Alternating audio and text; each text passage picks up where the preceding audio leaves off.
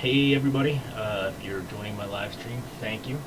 This is just going to be a test of the live stream and also a demonstration of a lab that I took while training to be get my certified ethical hacker certification. This demonstrates a vulnerability called Heartbleed, which was prominent back around 2012, I think. It's a fairly large vulnerability, and it was basically an information leak that really anybody that had the knowledge could go ahead and take, basically get anything that was stored in the memory of a lot of web servers. So I hope you enjoy. If you have any questions during the demonstration, feel free to ask. Send a chat over. If you have any problems seeing me video or hearing me, please chat that as well. I'd also just like to take this time to let you know that this is being done on a controlled environment. It's a closed network. Do not attempt to perform any of the techniques in a live environment. Doing so can be a violation of federal or state law. That being said, first thing I'm going to do is I'm going to run a scan on the computer that I'm trying to target. I'm going to use Nmap for that.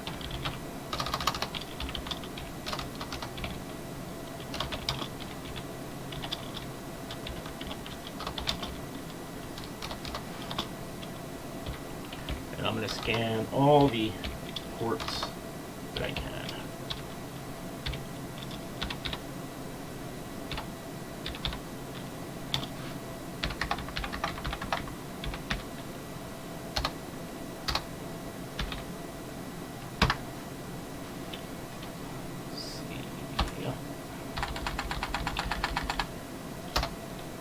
Character there. While that scan is running, I'm just going to go ahead and see if there might be a web server running on that computer.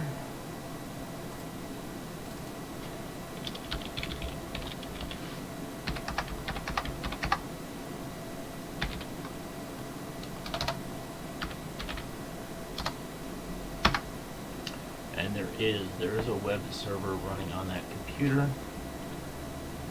We'll also see if it's possibly running on a secure port, HTTPS. But it is, so that tells us that there may be a vulnerability with HTTPS. We'll take a look at the certificate.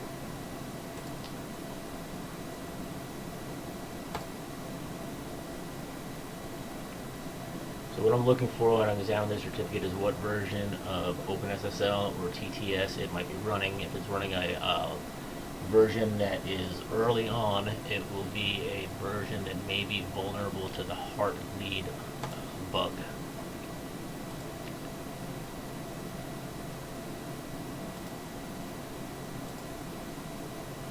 We can see it's running TLS 1.2. TLS 1.2, I believe, is vulnerable. Really doesn't give us too much. It doesn't have any links on the web page, so we'll go ahead and we'll view the source and see if the source of the page has anything. There's really nothing on the source that tells us really anything. So we'll have to go and take a look at our Nmap scan and see if that gives us anything. So on our Nmap scan, we see that port 22 is open, we see that port 80 is open, we see that port 443 is open. 80 and 443 we knew was open because we could hit the web page on the standard port and we could hit HTTPS. The default port for HTTPS is 443.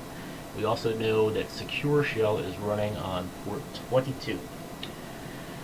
So let's take a look and see what else we might find on this server. So one of the tools that we use is called Dirbuster. Web application analysis tools, web crawlers. Let's see, Dirbuster. What we do is set our target. We'll do HTTPS first.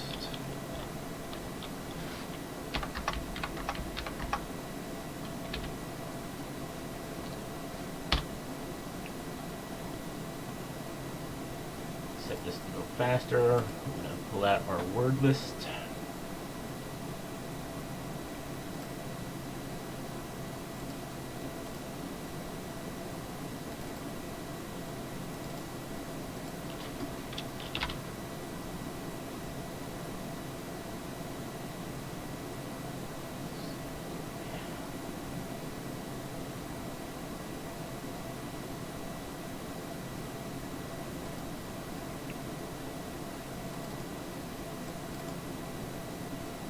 The medium word list for now, so we're going to get a fairly in-depth enumeration of that web server. We're going to go ahead and start that. I'm going to let that run in the background. Hopefully we can get a list of files and directories, and we're already getting a list of directories and files. Let's take a look and see what we can find in those things. We have a CGI bin directory. That could be interesting. That's usually where they store scripts for the website, so there might be something there that we can pilfer. Index PHP, so we know the website's running PHP. PHP in and of itself can be vulnerable to some attacks. This is interesting. Hype key, anything that has the word key in it is very interesting. Notes.txt, that's something we're going to want to take a look at as well. So, knowing that we have those files and those directories that we can take a look at, let's open up Firefox once again. And let's take a look at hype key.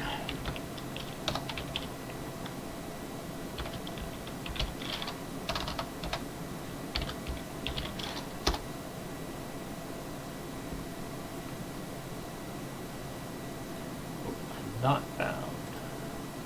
You have the wrong file there. Oh, dev hype key.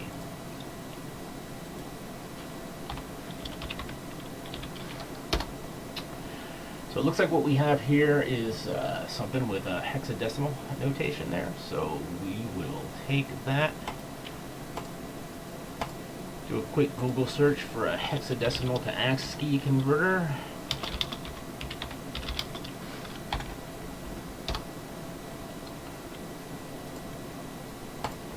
Plug that in there. And we have an RSA private key.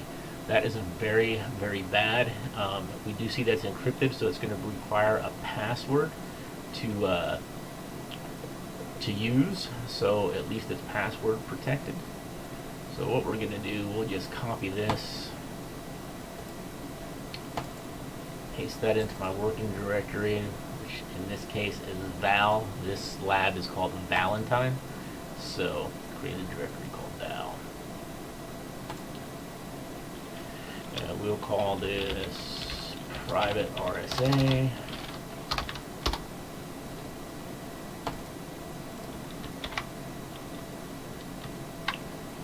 And we'll save that.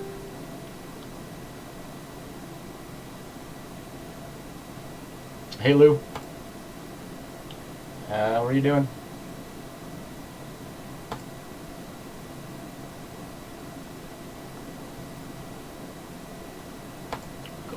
We will close that. So since we know that that's password protected, I'm going to start a prompt here. Go to the directory where that file resides.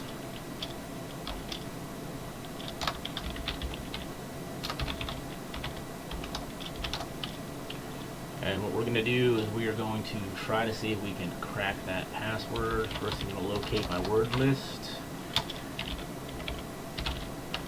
Rocky.txt is a very large word list of passwords that have been previously hacked.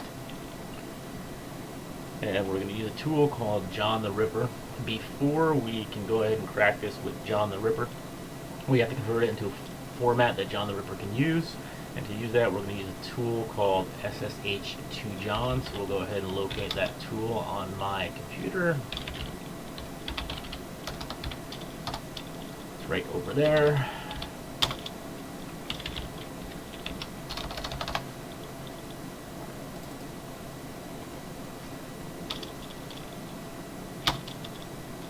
And we'll input the file private.rsa.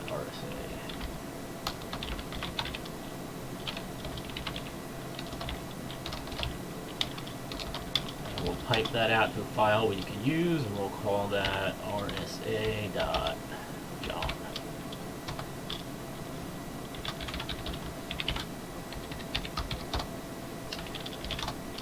And there we have our file rsa.john.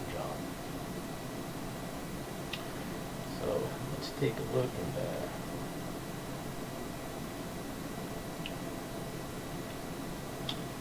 go ahead and try to crack that file. So we're going to use John.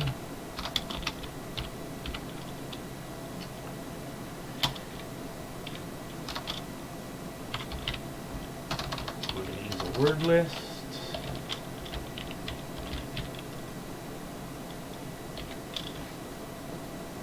We're going to use that word list Rocky that we used before, and we're going to use our rsa.john file to see if we can get the password for that. So while that's running, shouldn't take too long. I got a pretty decent graphics card and processor on here, and we do not have a password that we could use for that file.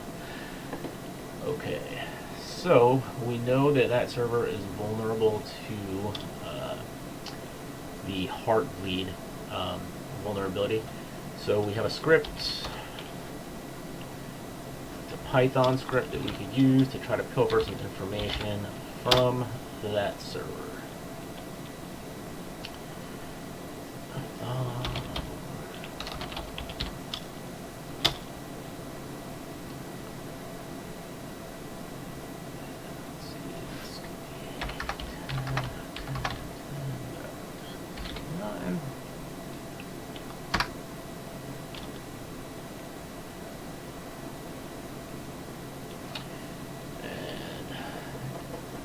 What we get from that memory dump. Nothing usable. When things are vulnerable to the Heartbleed, it's pulling some info from the memory, so it could really be anything that's in the memory, so it's worthwhile trying this a few times. So we'll go ahead and we'll run that a few times and see if there's anything that we can pilfer.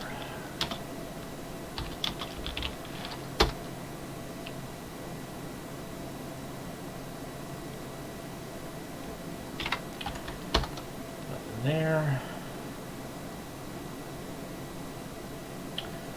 So really, it's a cat and mouse game. You're hoping that somebody logs into the server or uses the server in such a manner that it's going to cache something useful in the password. So try to do this a few different times. We'll see what happens.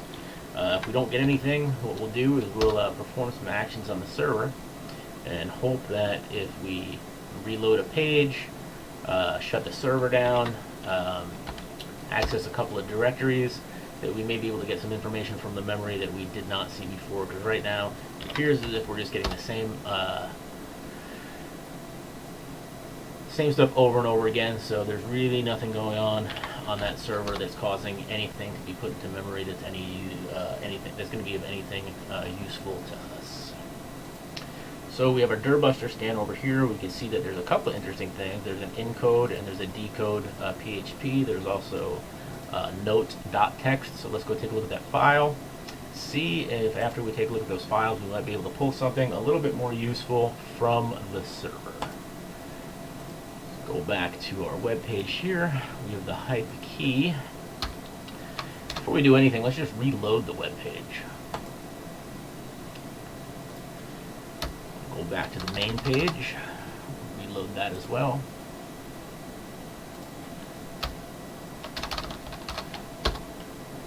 And we have this nice graphic here. Obviously, they give you some clues during the labs.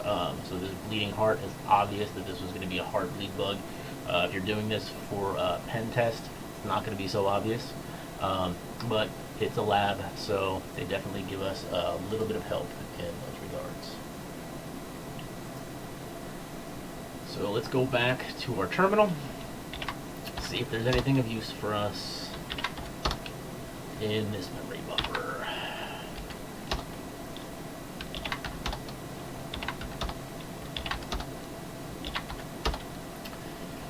Still the same.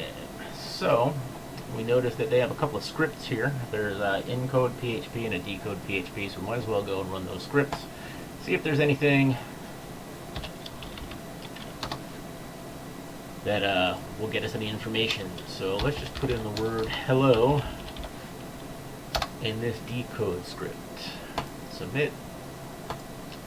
I don't really know what this does. It encodes the plain text into some format. In this case, it spits out that string.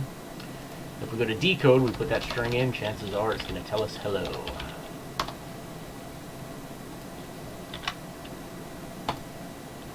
There we go.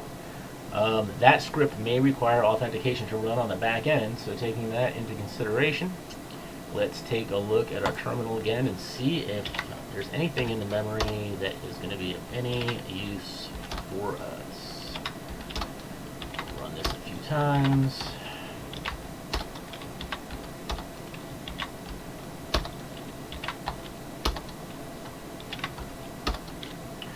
Huh, that's different. So let's see what we have there. That looks like that's a header request for an HTTP. That's probably one of the things we submitted, so there's still nothing useful there, but let's just keep hitting the server.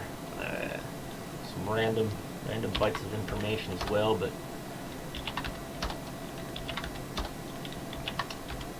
hopefully we'll get something else. Huh. So that's something. If we take a look at this section right here, we see decode PHP, and we're seeing that a header is being sent with $.text. So that $.text is basically, it looks like it's a parameter that's being passed into that decode page. So that's interesting. We did see this dev.notes.text, so let's open that in a browser. Let's see if that gives us any information and lets us know if that's going to be useful for us.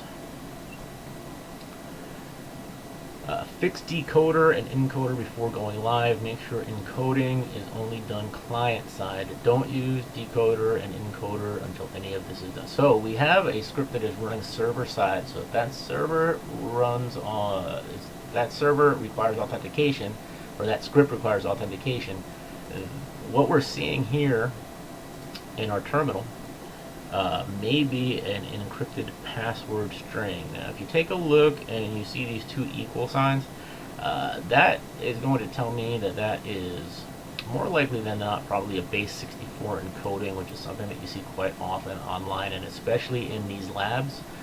Again, it won't be such an easy thing to do if you're doing a live pen test on an actual environment. But again, this box was rated easy, so it's kind of a gimme.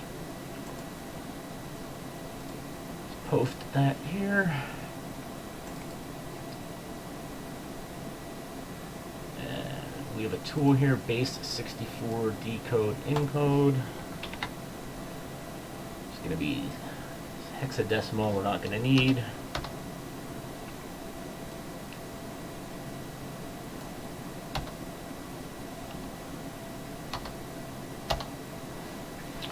And we're going to go do a decode on this. And we have something that says, Heartbleed, believe the hype.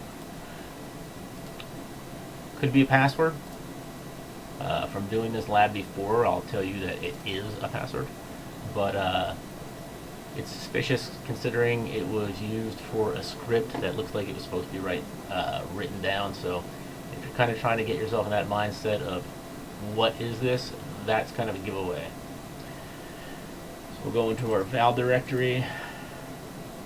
We'll create another document.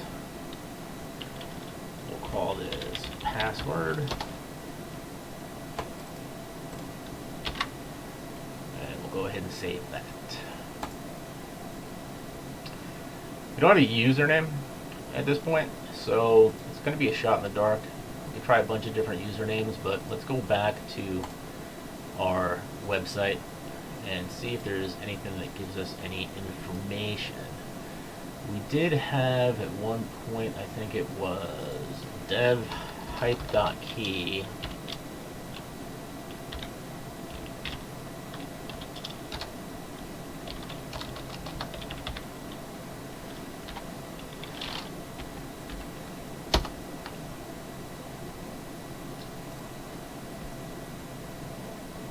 Nothing there.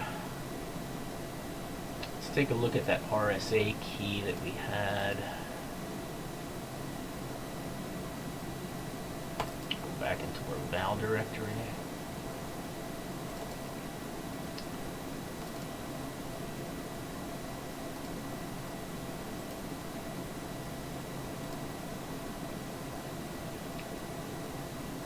Isn't giving us really too much information, but the fact that that was called hype.key, a lot of times people will append their username to that, so we might as well just give that a shot, see if that was a user.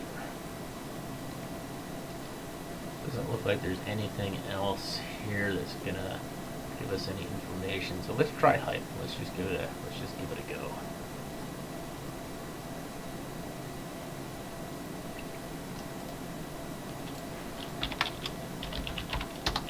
Screen for you so you can see what we're doing. So in order to use the private RSA key, we have to change the permissions on that. I think we can do 444.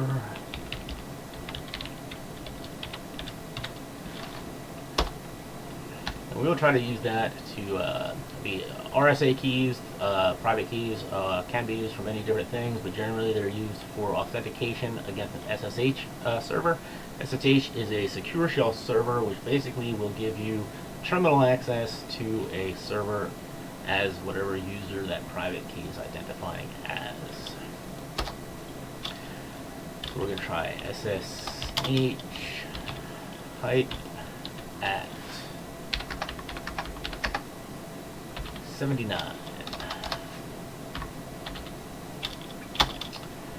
From there, we're going to do I for the identity file, and we're going to use private RSA for our identity file.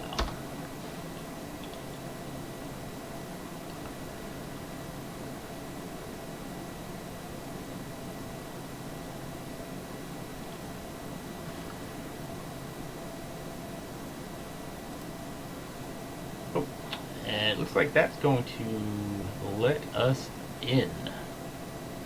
Oh, private key is too open. Let me see what permissions we need on a private key.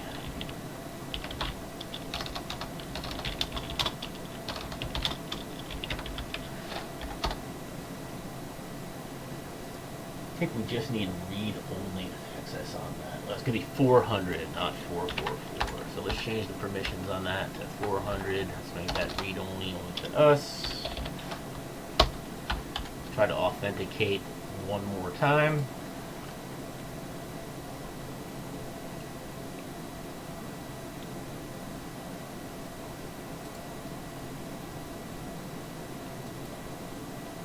Can I record these for future reference? For educational purposes, lads, yes. I can absolutely record these for future reference. As a matter of fact, when I go into live feed, I can publish these if I would like. It looks like it is going to let us enter that passphrase. So let's see if that file we got before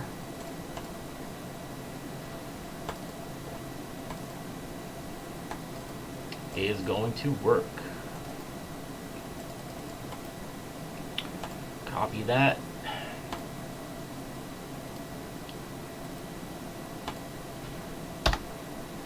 And we are in as a user hype. So type a quick who am I? Hype. So one of the things we do is we run some enumeration scripts. We have to see if we have right access to where we are. So let's see what directory we're in. We're in a user's home directory.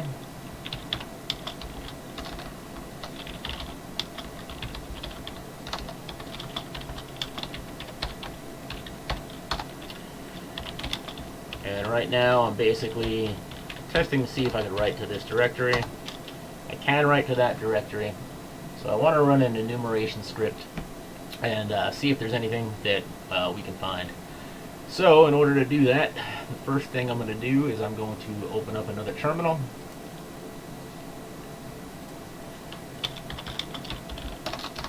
I'll go to my tools directory.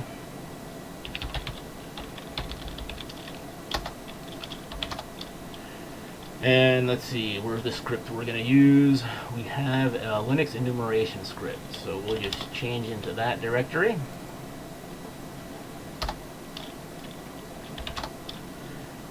And we're going to run a web server from my computer.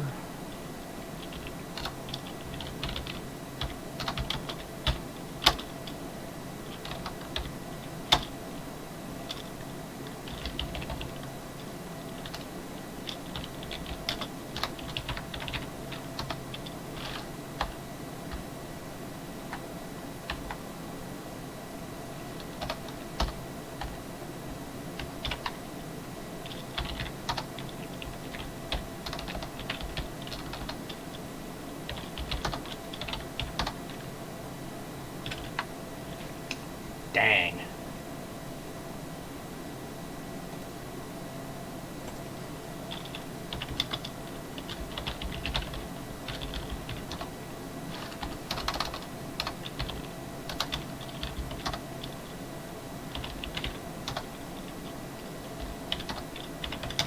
Fat-fingered getting myself over to that script. So let me get back into that enumeration directory. See if I can get my Python web server on my computer running.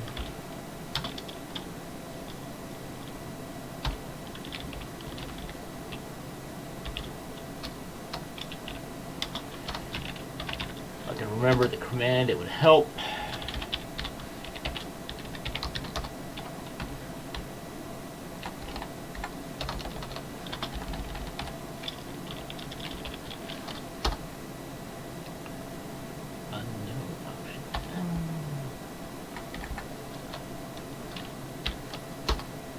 There we go. So now I have an HTTP server running on that port. So if I go back to my target machine,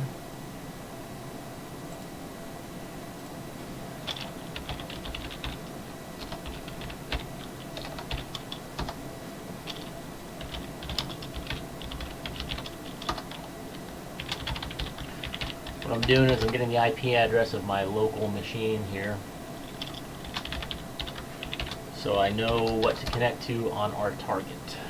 10.10.14.33. Use a command called wget.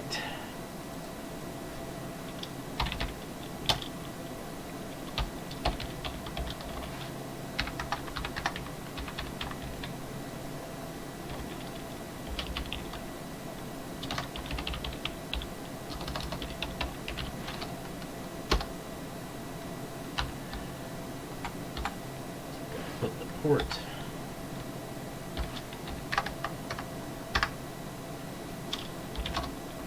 And we have that script, so we have to make that script executable. Change permissions on that.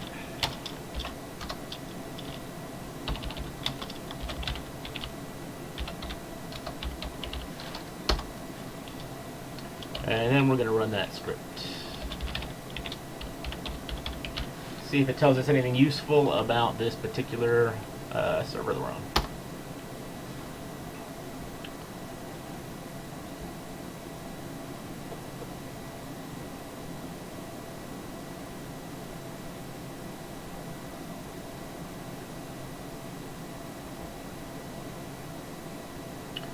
Takes a minute to run. If anybody has any questions, if anybody's watching, feel free to ask now while this script is running.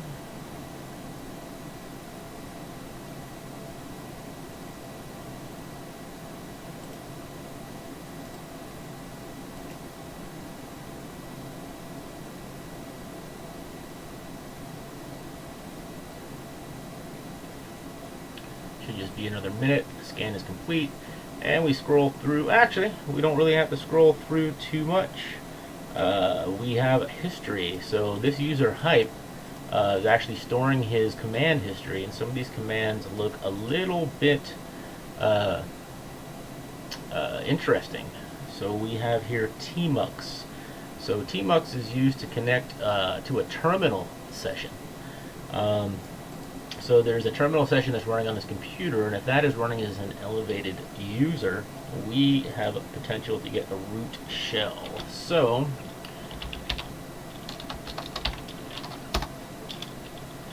if we run ps aux, this will tell us what's running on the server. So let's take a look and see what's going on here. We're looking for tmux in particular. Actually, let's run that through grep and see if we can find only processes running as root.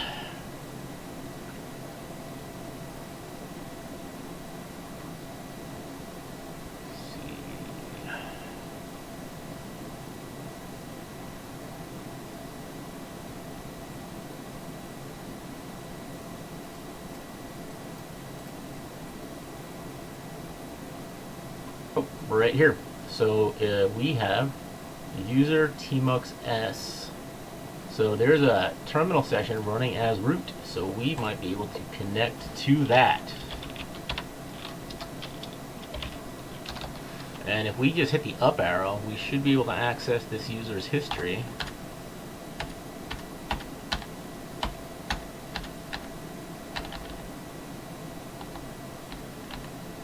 And there we go. So if we go ahead and enter that, here we go. Look at that. We have a root shell. We can go ahead and do a who am I? And there we go. We are root. So basically, we have full access to this machine now to do whatever we want. Not a good thing for a web server, subject to all sorts of things.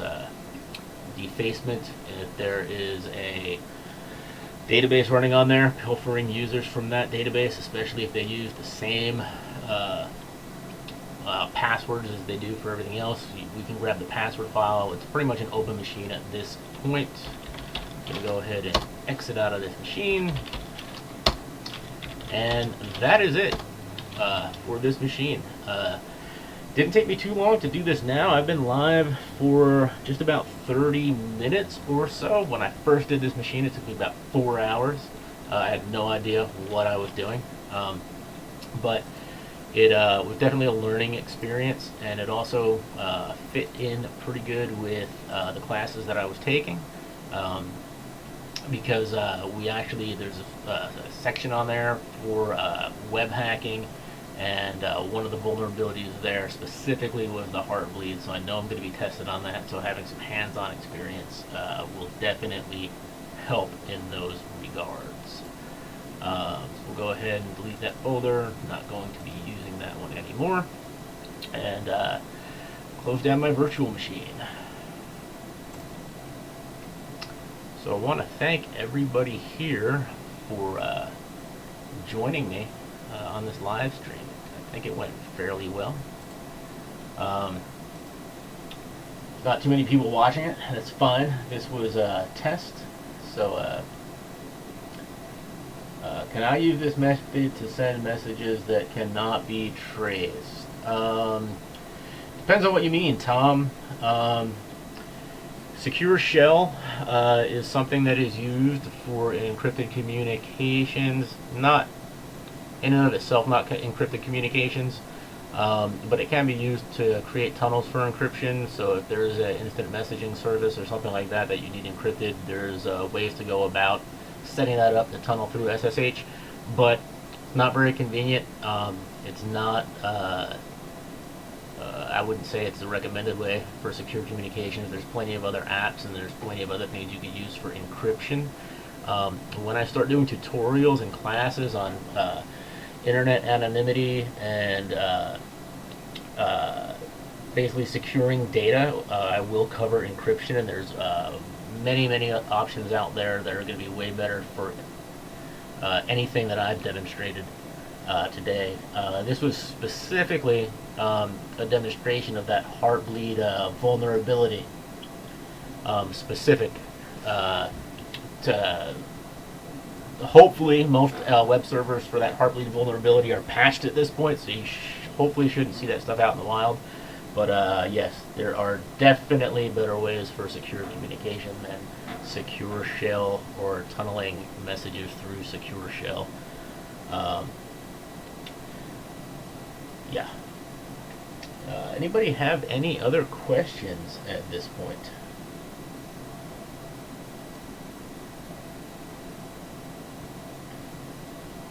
If not, I'm going to go ahead and end the live stream. I hope that everybody watching enjoyed it. Um, like I said, this is pretty much just a basic test of the live stream that I was doing. And just wanted to show you some of the fun that I have while I'm studying for my Certified Ethical Hacker certification. Thank you for joining the live stream, and I hope you all have a good night and stay safe and healthy.